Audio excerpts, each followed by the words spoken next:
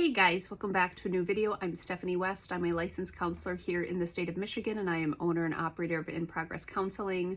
I'm going to invite in a little bit of an extension really to some of the former videos.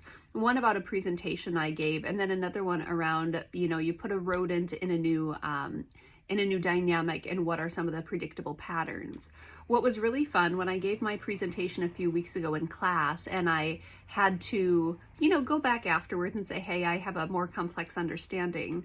What was fun about that presentation is I started by asking my cohort members, hey, what do you do when there's a change happening around you?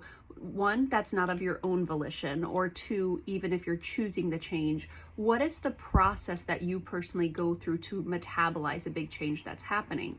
And so I say metabolize because it's like our system is processing and having to digest new change, new circumstances, new experiences, and big emotions, right?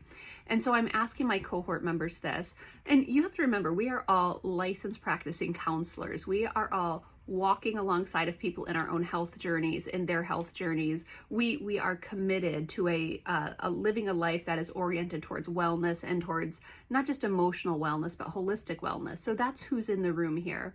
And so I asked them, what is your process to deal with transitions?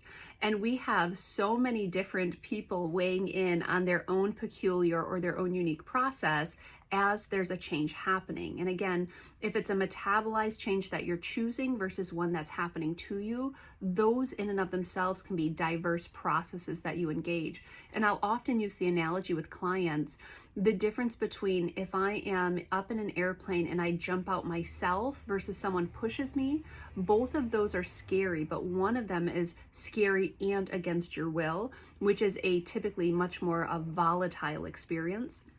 So that's a little bit of the distinction of, am I choosing this change or is something being thrust upon me? But as I'm asking my cohort members this, I'm talking to one of my friend who's, 55. He is this sound, wise person. He's a mentor. And he says, oh yeah, no, I'm going to freeze. I'm going to pause and I'm going to take a minute because I'm overwhelmed and I want to shut down, and I'm not going to because I'm a grown man, but I'm certainly going to freeze for a minute. And I'm talking to another cohort member, and this is a man in his mid-30s, and he's saying, oh yeah, I'm going to put together a list and I'm going to overfunction. I'm going to find all the things I can control and I'm going to go do that because I'm not sitting in a space where I can't control things. And I have, a female friend saying, oh, I'm going to stop and I'm going to call my, phone a friend, and I'm going to phone a mentor, and I'm going to give myself time to process, and I'm going to have to write stuff down, and I'm going to organize it, and I'm going to put it in charts. So she's not freezing, she's not acting, she's organizing, right? And these are all valid attempts or valid processes to make sense of the fact that there is a change afoot.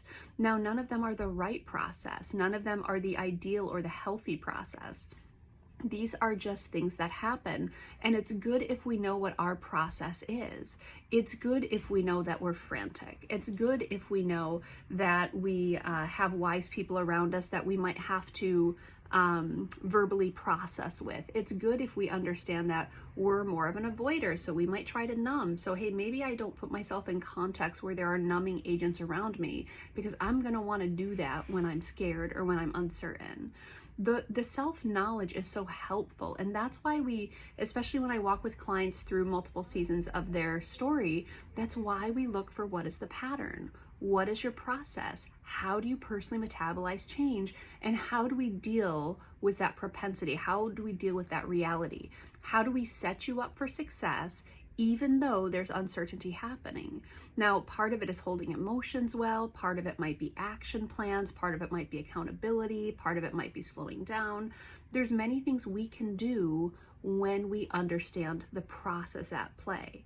So that's the invitation today. What is your process? And it's not good, and it's not the right one. It's not bad. It's not necessarily the wrong one. Now, there are wrong ways to deal with change. There are things that might give us lasting consequences, but there's not one right pathway necessarily. And so the more you know that about yourself, the more you can communicate that, the more you can prepare for that, and the more you're not caught off guard when a transition's happening and you start to go through some type of experience, some type of process. We can put language to it, we can deal with the reality of it, we can pull in the supports that are needed. I bet you have a predictable process. Now, it's not going to look the same every time, but the process might look suspiciously similar experience to experience. It's really good to know that about yourself.